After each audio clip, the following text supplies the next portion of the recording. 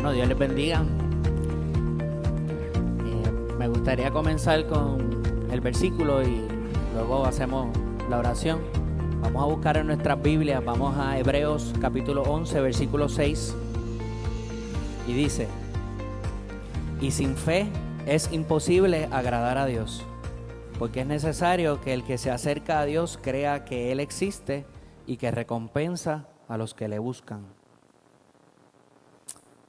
Señor, te damos gracias. Gracias por tu palabra, Señor. Gracias porque a través de ella, Padre amado, tú te has revelado, Señor. Has traído salvación, Señor. Has traído misericordia, consuelo. Y sobre todas las cosas nos has ayudado a entenderte y a cómo vivir vidas que te agradan, Señor. Sujetas a ti, Señor.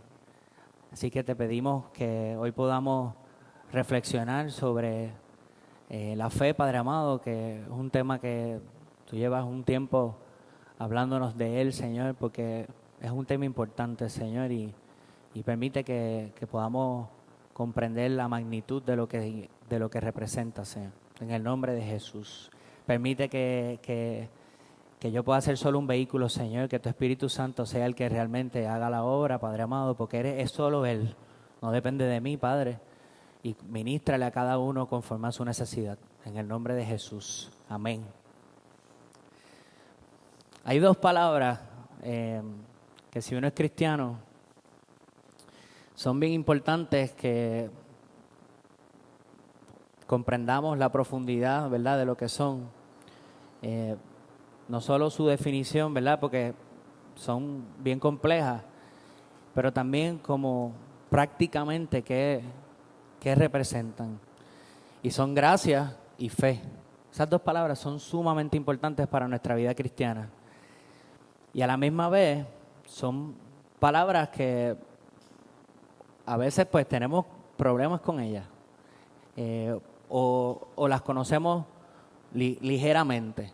Y pues hoy nos vamos a enfocar en la fe. Yo creo que llevamos un tiempo, el Señor lleva un tiempo hablándonos de la fe. David recientemente tuvo una predicación de la fe, ¿verdad? La fe que pasa la prueba.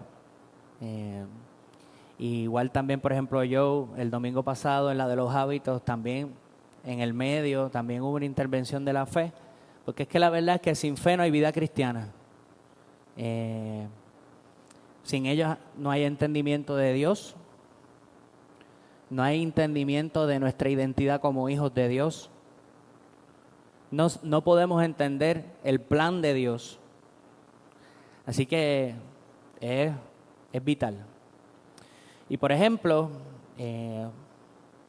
volviendo a la gracia un momentito, para que tengan una idea a lo que me estoy refiriendo.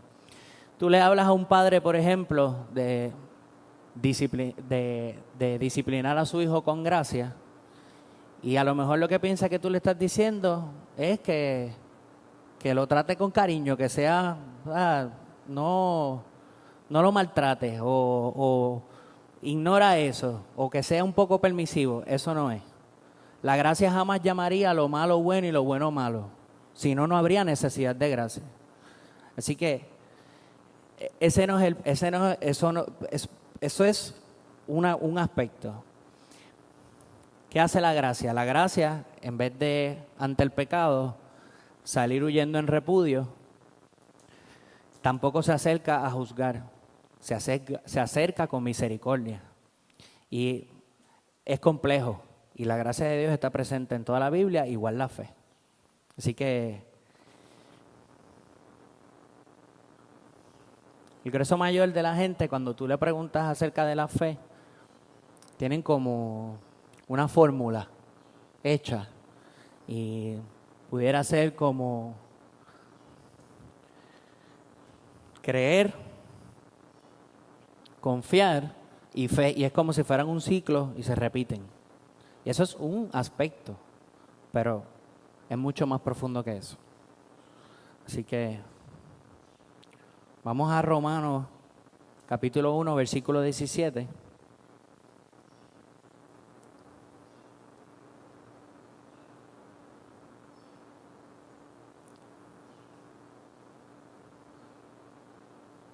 Dice, porque en el Evangelio la justicia de Dios se reveló por fe y para fe, como está escrito, mas el justo por la fe vivirá.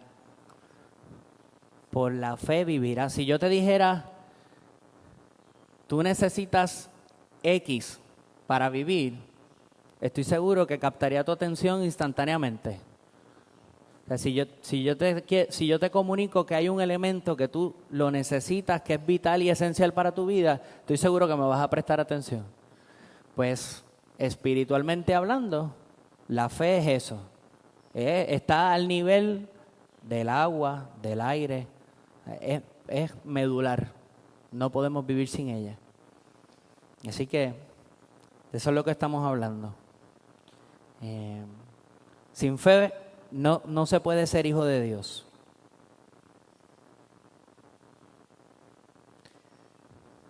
Dice, vamos a Efesios 2, del 8 al 9.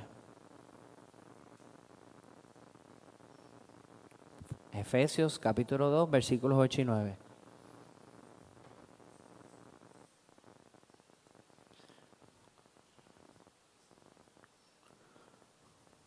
Porque por gracia ustedes han sido salvados por medio de la fe. Y esto no procede de ustedes, sino que es don de Dios, no por obras, para que nadie se gloríe. Así que la fe es la llave que abre la puerta de la salvación. Eso es lo primero. Pero, como yo puntualizó en la predicación el domingo pasado, la salvación es el comienzo. ¿Y qué hacemos entre el ya me convertí y el todavía no ha llegado a mi casa? Porque les recuerdo que somos peregrinos en esta tierra. Este no es nuestro hogar está allá arriba, ¿verdad? Así que comienza con nuestra salvación, pero ¿y qué hacemos en todo ese trecho en lo que llegamos a la presencia majestuosa de nuestro Señor? ¿Sobrevivimos de aquí a allá? ¿Hacemos más? ¿Nos esforzamos un poquito más? La fe es algo que no se puede ir a la parte de atrás, al background. Tiene que estar al frente, tiene que ser el catalítico de nuestra vida. Nuestra vida depende de la fe. Así que, ya que establecimos, ¿verdad?, en esta breve introducción, la magnitud y la importancia de la fe, como les mencioné ahorita, la fe está presente a través de toda la Biblia. Pero si uno quiere conocer un poco más a profundidad el tema de la fe, probablemente en las Escrituras el lugar donde más se abunda del tema de la fe es en Hebreos 11. Así que ahora vamos de regreso a Hebreos 11 y vamos a leer juntos hasta del 1 al 7.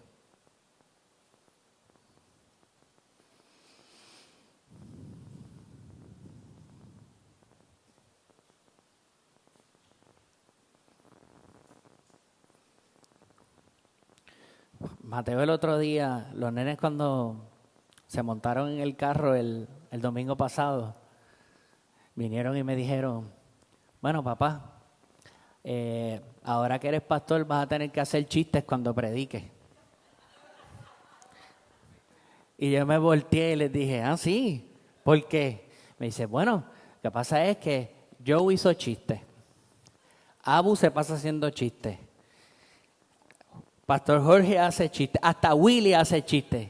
Me dijo, vas a tener que hacer un chistecito. Y ya yo tenía el tema y decía, diache, el tema es como bien serio. Yo no sé de dónde voy a insertar un chiste entre medio. Pero pues,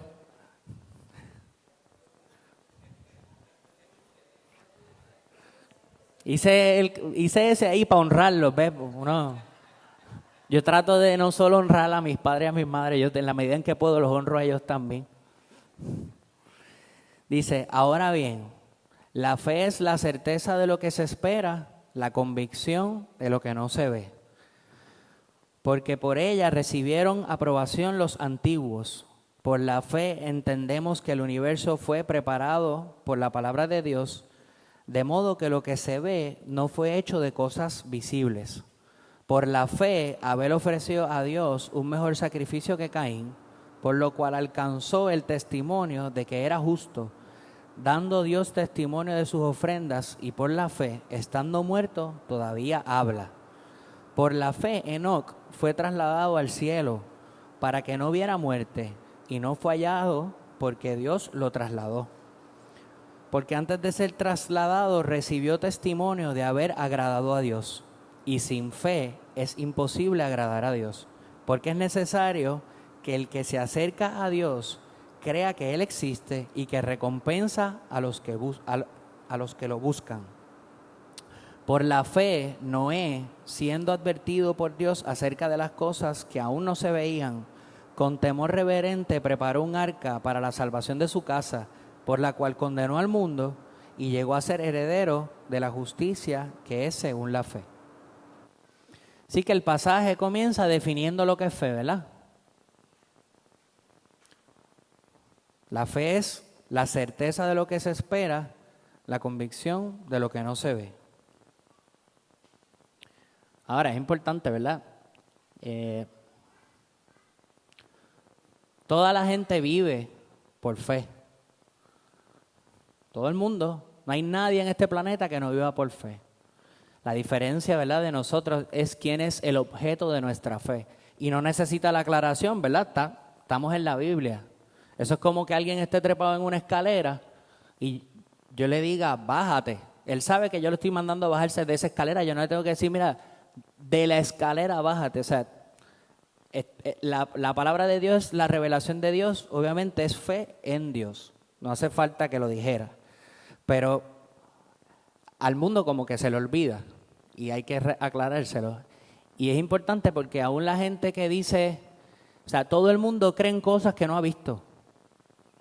El que cree en la evolución nunca ha visto eso en acción, pero lo cree y ha construido su vida sobre eso.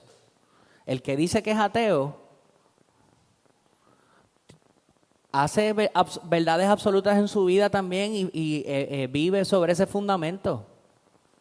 Todo el mundo vive por fe. Ahora nosotros tenemos, ¿verdad?, una garantía, ¿verdad?, un fundamento que fue revelado en la Biblia y que la vida, ¿verdad?, la historia lo vaquea, lo respalda. Es un hecho que Cristo murió en una cruz y es un hecho que la tumba está vacía. Así que, pero todo el mundo vive por fe. Eso no es lo que nos hace diferentes como cristianos. Es quién es el objeto de nuestra fe. Así que sin fe es imposible agradar a Dios, ¿verdad? Entonces, si somos cristianos, el anhelo profundo de nuestro corazón debe ser agradar a Dios. No suena muy complicado. Lo que pasa es que decir que vivimos para agradar a Dios significa que no vivimos para agradarnos a nosotros mismos. Y ahí es que está el conflicto. Así que hay áreas de nuestra vida que nos es bien fácil agradar a Dios. Esto que estamos haciendo hoy aquí, que es importante, no lo estoy minimizando, pero esto sabemos que le agrada a Dios. Decir que sacamos tiempo en la semana para orar y para escudriñar la palabra, estamos claros que eso le agrada a Dios. Esas son las fáciles, pero hay áreas de nuestra vida que esa línea no es como tan clara.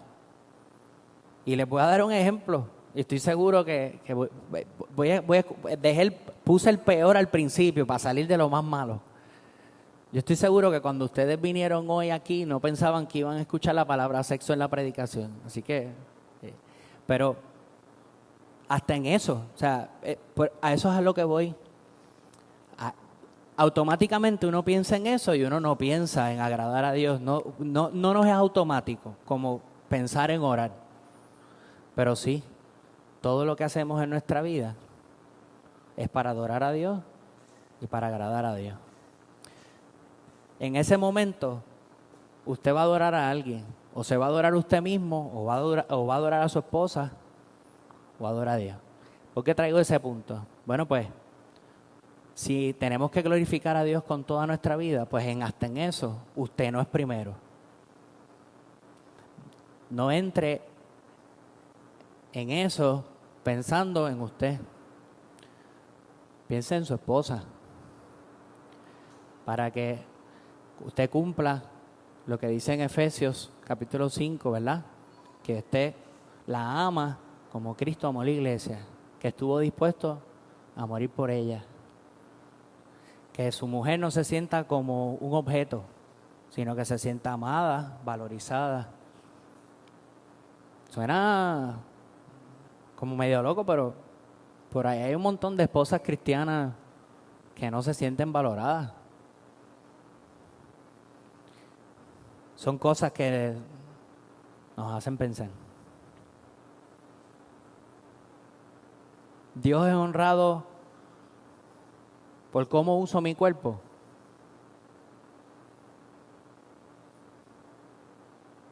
Cuido de mi cuerpo de forma que agrada a Dios. Ya me quité. No me cuido, no voy al médico, no me chequeo,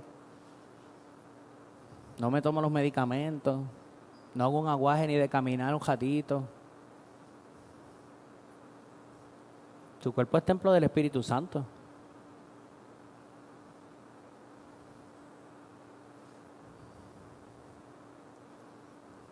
Así que por fe, no se coma el segundo pedazo de bizcocho.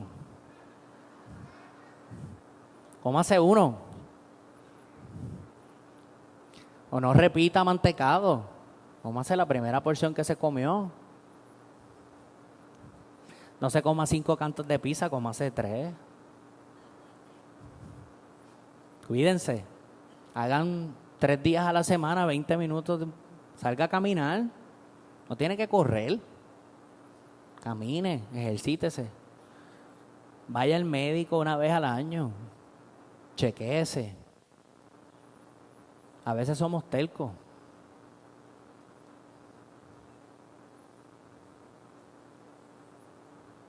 Tengo otras más del day to day. Por la fe yo decido no ver esta serie o esta película que el contenido no me edifica. O decido no dedicarle al televisor 4 horas todos los días. O la música que escucho. Todo eso es importante. No solo orar y venir aquí.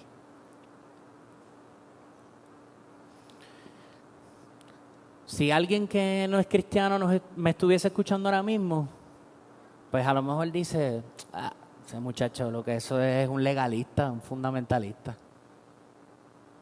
Porque esa es la nueva moda, ¿verdad? Lo que pasa no es acerca de eso, no es que nosotros ahora somos los nuevos fariseos. Lo que pasa es que si nosotros creemos que Dios es bueno, que Él es totalmente bueno, pues nosotros tenemos que confiar que los límites que Él ha establecido son por nuestro propio beneficio. Eso es todo. No es ser legalista. Es que Dios estableció un orden. Él es omnipotente, Él es perfecto. Él no es el que lo necesita, somos nosotros. Es por nuestro propio bien. Particularmente los placeres de la vida conllevan un orden, porque si no, llegamos a lugares donde nos perdemos. Yo les voy a dar un ejemplo para más o menos que puedan como entender lo que les estoy tratando de compartir. Esto es una historia inventada, no. Véanlo de esta forma. Vamos a poner que usted en su casa o en su apartamento tiene una pecera bien espectacular, un acuario con varios peces. Y usted tiene uno en particular, de los muchos que tiene, que encuentra bien bello, bien majestuoso. O sea que la gente tiene peces porque los peces traen calma, no sé, la gente se embeleza viéndolo y es como terapéutico, ¿verdad? Pero imagínate que tú tienes este pez tan hermoso que tú dices, ay Dios mío, pero ¿por qué vamos a tener este pez en esta pecera aquí encerrado? Con todo este apartamento espectacular que hay aquí. ¿Por qué no lo sacamos para que se lo disfrute? Y usted agaja la malla, agarra el pez y lo tira en el medio de la casa. ¿Qué le va a pasar al pececito?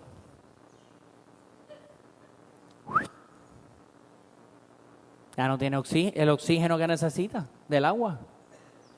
Murió.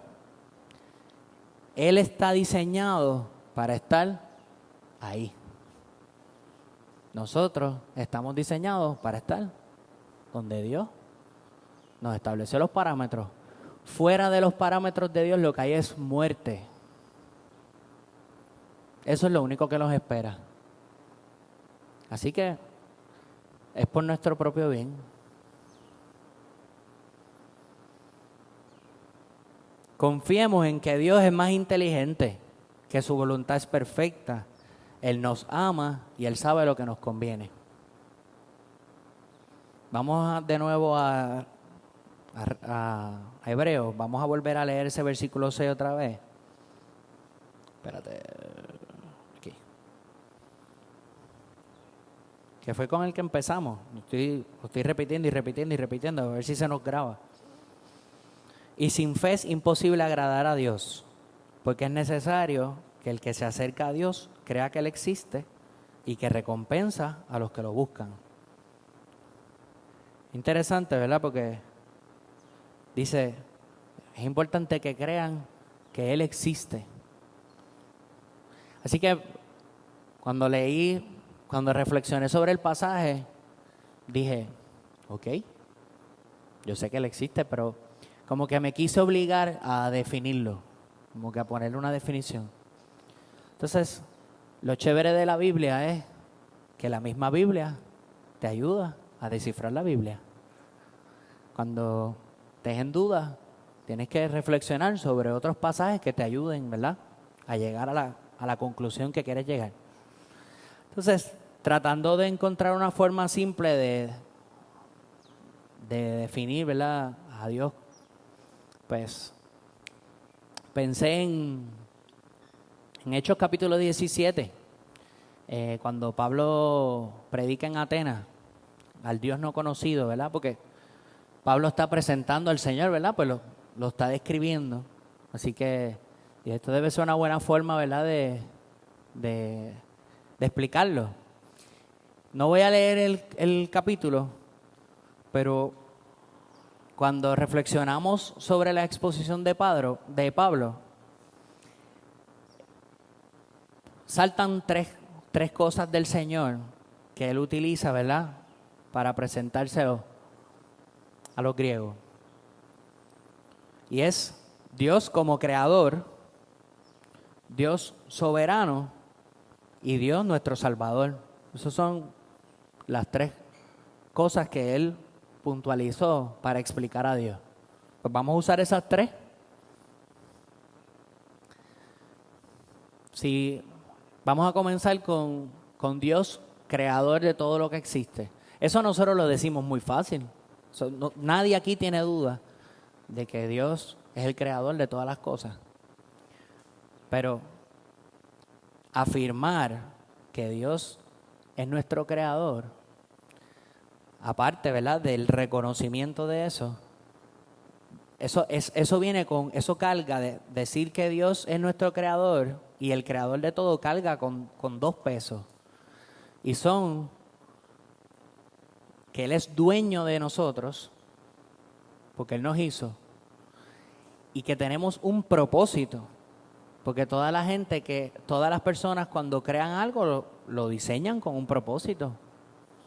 Un ingeniero cuando hace algo que es novedoso, ¿verdad?, y es nuevo, no existe, lo está haciendo él, es de su autoría y lo quiere patentizar, ¿verdad?, pues lo diseña con un propósito en mente y después estampa su firma en el patente, ¿verdad?, se lleva la gloria de que él lo hizo. Pues con nosotros es lo mismo. Así que, si Dios es nuestro creador, pues no podemos vivir como nos da la gana. Les voy a dar un ejemplo para ilustrar ese punto. ¿Cuántos de ustedes en algún momento dado han andado en un carro prestado? ¿Verdad que uno guía con mucha más calma? Te vas al parking más lejos para que no le den un puertazo. Uno tiene un cuidado adicional porque no nos pertenece. No somos dueños de él, no podemos tratarlo como nos dé la gana. Pues vamos a aplicarnos el cuento del carro prestado a nuestras vidas. Lo otro es que cuando abramos los ojos por la mañana, aparte de recordarnos a nosotros mismos que nosotros le pertenecemos a Dios, nos tenemos que acordar que nuestra esposa le pertenece a Dios. El basurero que recoge la basura le pertenece a Dios. Y el que te hizo el corte de pastelillo de camino también le pertenece a Dios. El mesero que no te está prestando un servicio que te agrada también le pertenece al Señor. El vecino imprudente también. Así que eso cambia el juego. Vamos a ese punto de Dios soberano. Eso quiere decir que nosotros no tenemos el control. Tú sabes que yo encuentro eso en vez de que me cree estrés, a mí me da paz. Yo no sé qué va a pasar en hora y media. Mi paz y mi tranquilidad no pueden depender de tener todas las respuestas porque es que no las voy a tener nunca. Y de hecho, la única forma de uno sobrevivir pruebas y dificultades es así. Pero usted sabe qué, Dios, mejor que darle muchas respuestas y contestaciones, le dio algo mejor, se dio a Él mismo.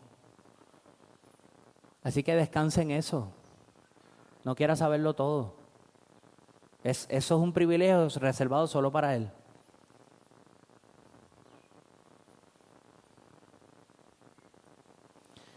Y por último, la presentación de Él como Salvador, y gracias al Señor, ¿verdad? Esa es la menos explicación que requiere. Esa yo estoy seguro que todos la tenemos bastante clara. Así que, como les mencionaba ahorita, todo el mundo busca salvación, identidad, pertenencia, propósito, sanidad, algún tipo de redención. Pero lamentablemente mucha gente la busca en el lugar incorrecto. Solo en Cristo están todas esas cosas. Y lo importante de esto que yo les estoy compartiendo es que esto no es importante que lo vean, que no es información teológica lo que yo estoy tratando de compartir con ustedes. Esto tiene que influir en la forma en la que vivimos. Esa fe que busca agradar a Dios tiene que ser el estimulante de nosotros para vivir una vida que le agrada a Dios. También en el versículo 6 dice, y recompensa a los que lo buscan. ¿Cómo lo busca? Esa es mi pregunta. Obviamente lo buscamos cuando venimos aquí, ¿verdad? Y nos estimulamos al amor y a las buenas obras. Lo buscamos orando, ¿verdad? Lo buscamos leyendo la Biblia. Pero vamos a buscarlo con todos los elementos de nuestra vida. También en el transcurso de esos primeros 7 versículos que leímos en Hebreos, se nos mencionan 3 ejemplos. Abel, Enoc y Noé. Después por ahí para abajo hay un montón más, ¿verdad? Pero estos fueron los primeros 3. Y es interesante porque uno piensa en estos 3 y dice, qué cool la variedad.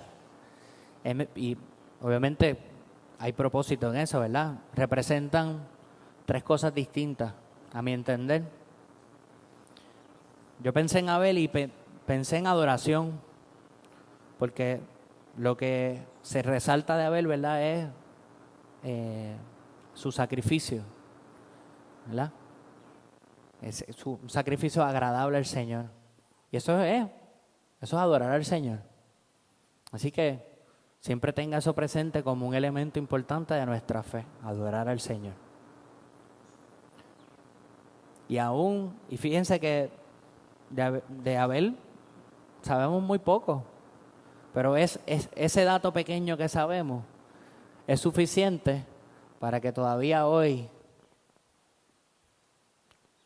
tantos años después, sea un ejemplo para nosotros. Así que también, aparte de resaltar la adoración para nuestra vida en la fe, también es una forma de pensar que no hay cosas pequeñas.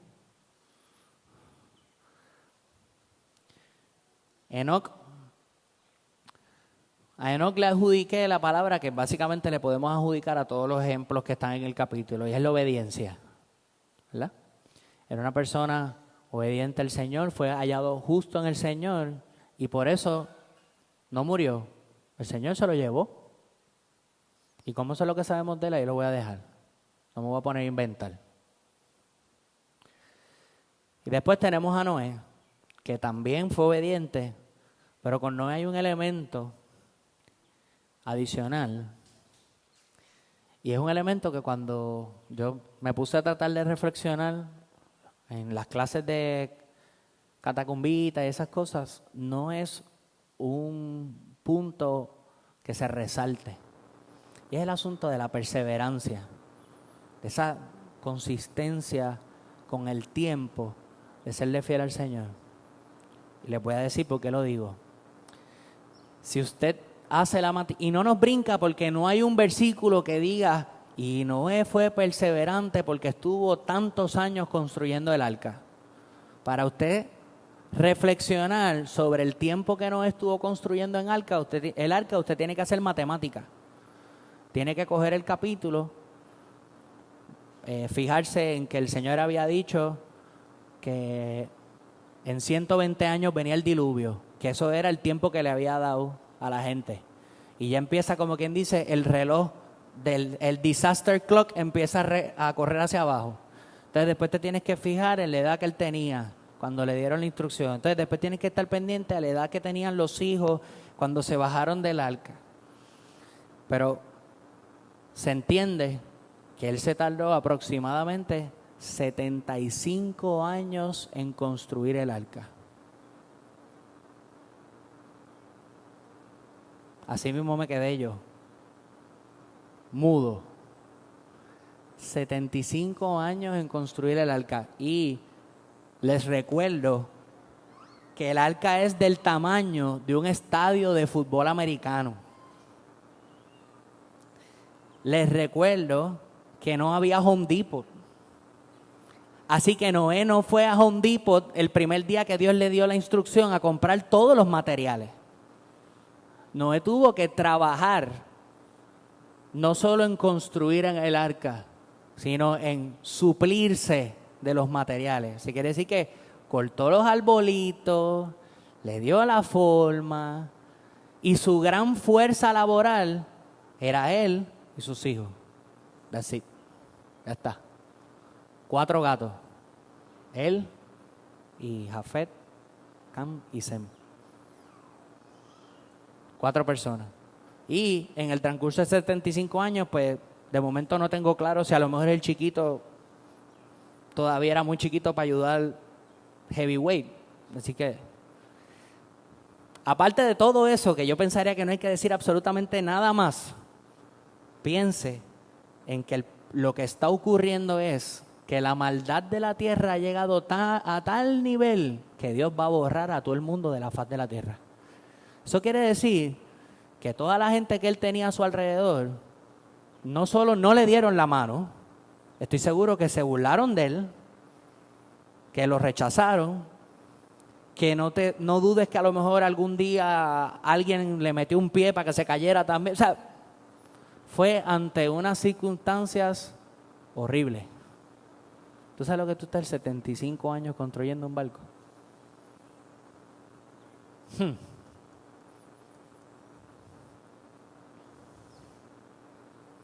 Ay, Dios mío. De momento como que aprecio no es mucho más.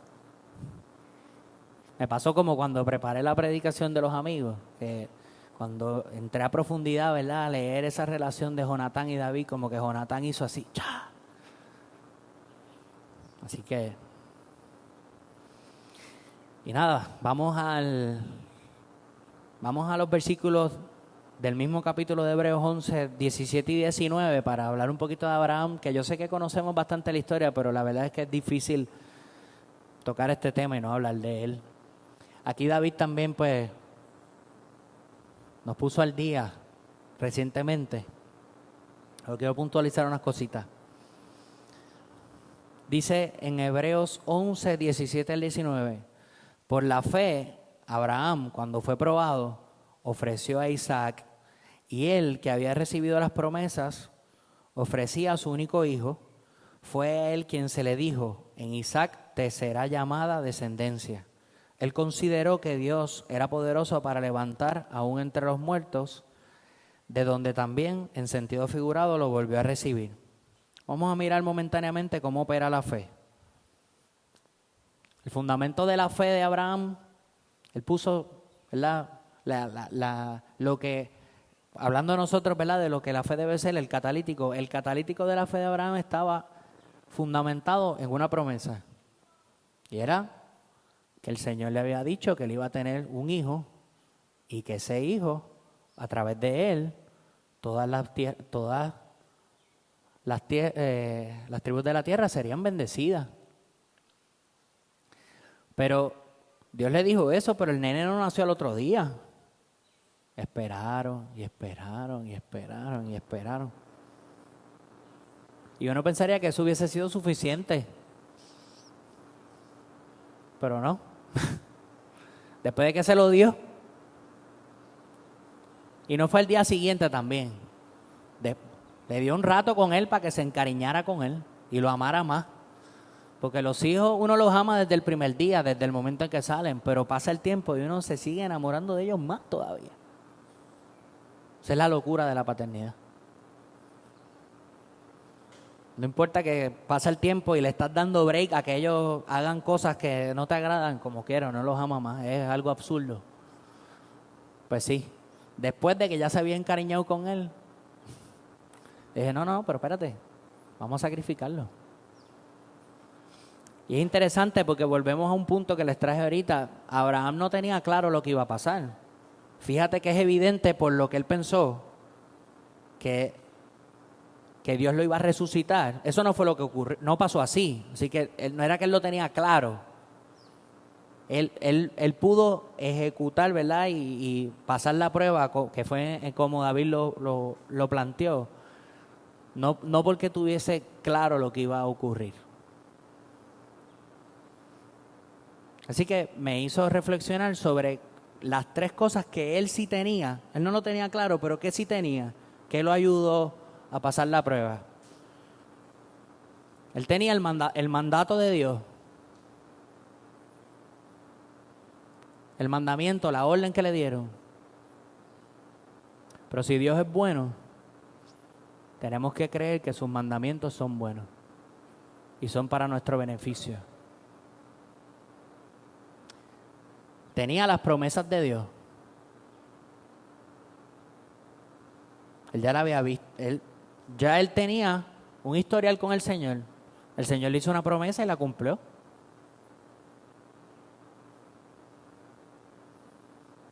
Tenía las promesas de Dios. Pero a esa promesa que Dios le había hecho, ya él había cumplido la primera parte. La otra parte él sabía que él nunca la iba a ver. Pero él sabía que Dios iba a cumplir esa promesa. Y por último, tenía el poder de Dios.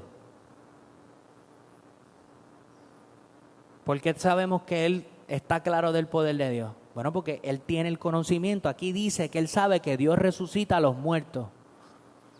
Él estaba bien claro del poder de Dios. Y a la base de esas tres ideas, de esas tres realidades de quien Dios es, pudo pasar la prueba. Nosotros tenemos esas mismas tres cosas a nuestra disposición. Igual que Abraham.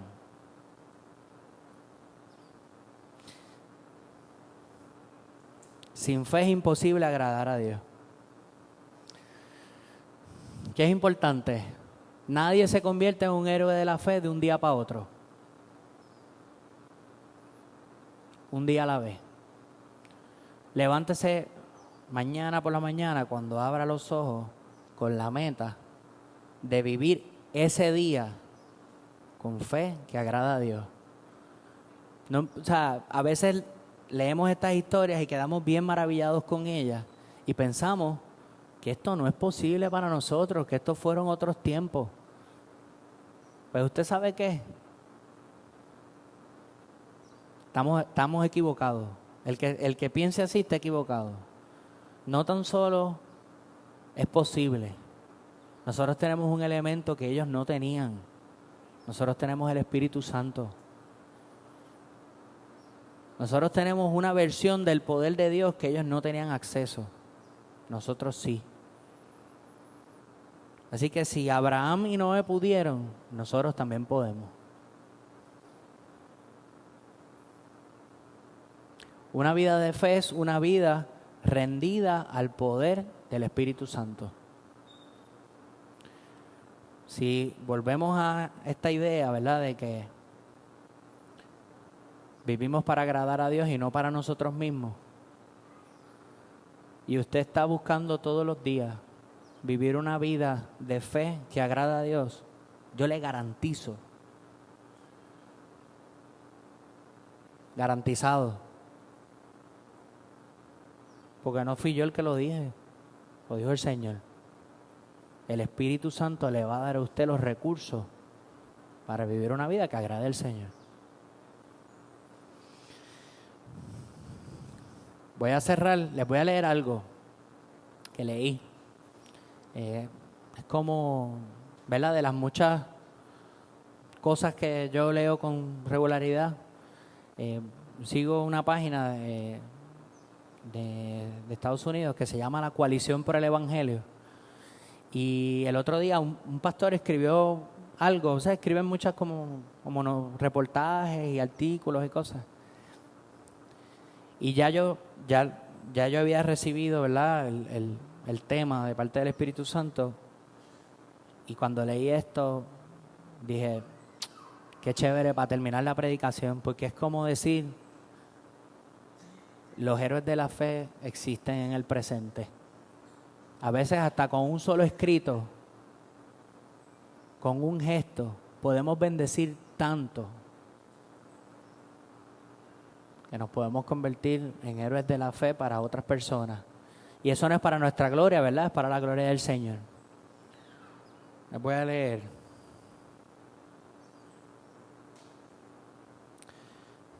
Si me disculpan si los hago llorar o si yo empiezo a llorar, en verdad. Yo soy medio llorón, se los advierto.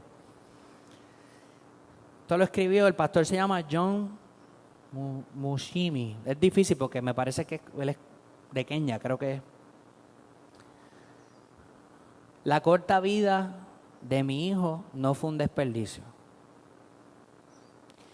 Tigi Mbugua Mishimi fue parte de nuestra familia durante 9 meses. Dios comenzó a tejerlo en el vientre de su madre en algún momento de julio del 2022. Desde el momento en que supimos de su existencia, nos emocionamos al ver que Dios respondió a nuestra oración para que nuestra familia creciera. En el transcurso de las visitas mensuales al médico, vimos a Tugi desarrollarse desde un pequeño punto en forma de frijol en la pantalla hasta convertirse en un bebé en toda regla. Escuchamos su corazón latir muchas veces y lo vimos jugar en el útero. Con cada patada voluntaria y cada fuerte latido del corazón estaba la promesa de un hijo sano y activo. En uno de los escaneos obtuvimos una imagen en 3D de su rostro. Llegué a la conclusión de que se parecía a mí. Su madre protestó un poco, pero finalmente aceptó que, al menos, sus labios traicionaban la fuerza de los genes Miss Jimmy. Junto con algunos amigos, le apodamos T5 e hicimos una lluvia de ideas para encontrar un nombre que comenzara con una T para él. Muchas ideas de nombres, en su mayoría mías, fueron probadas y descartadas en esa base.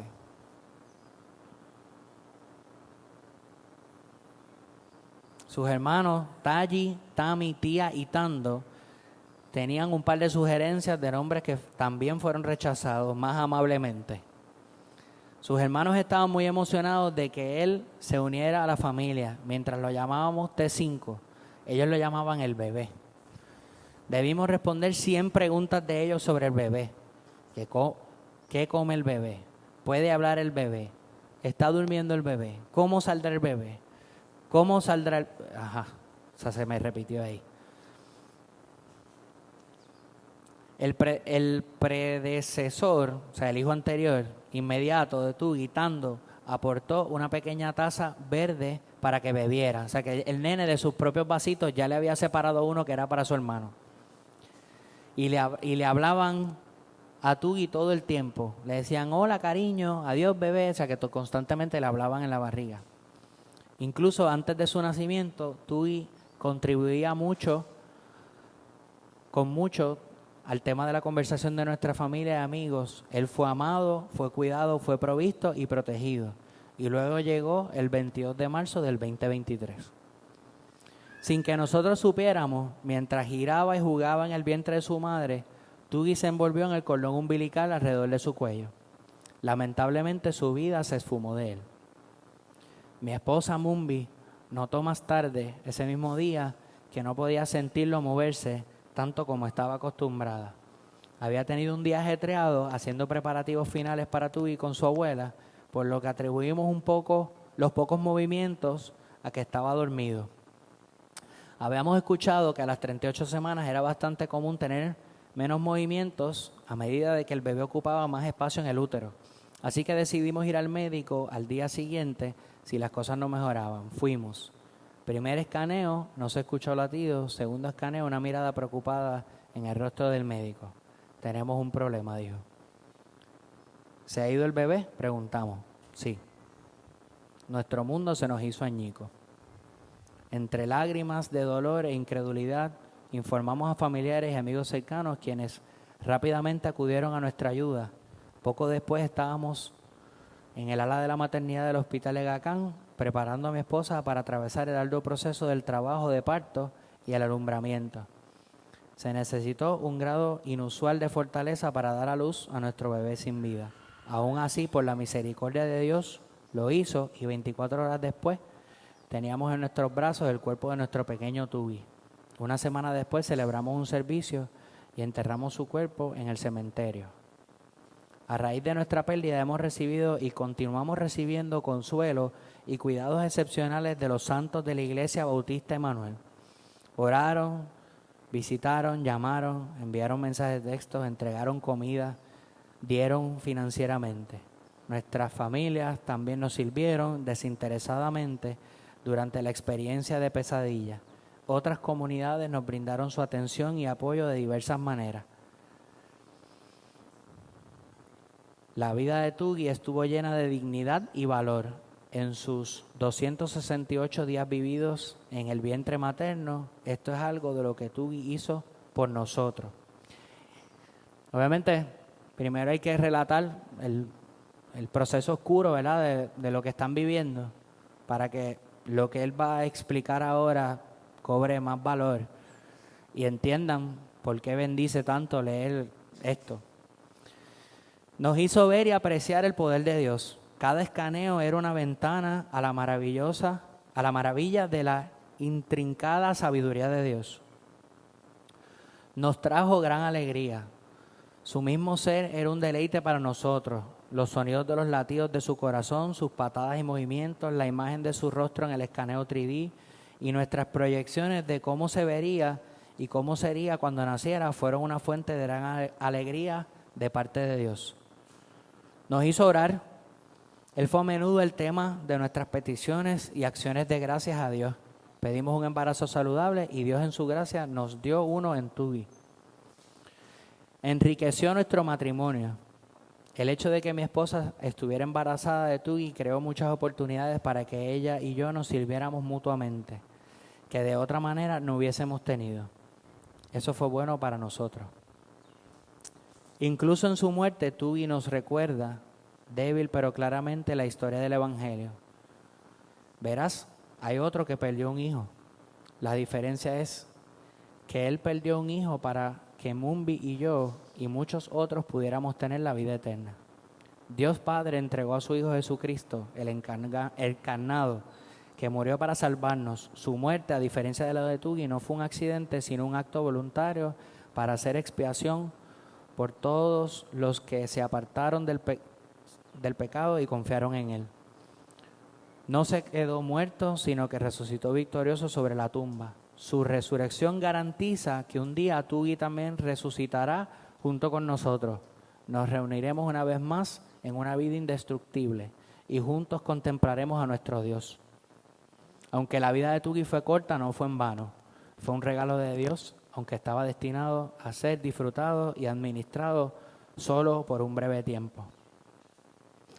En cuanto a nosotros, aunque estamos bajo nubes oscuras, hemos recibido una profunda misericordia de nuestro Señor a través de su pueblo. Nuestro dolor es grande, pero su gracia es mayor.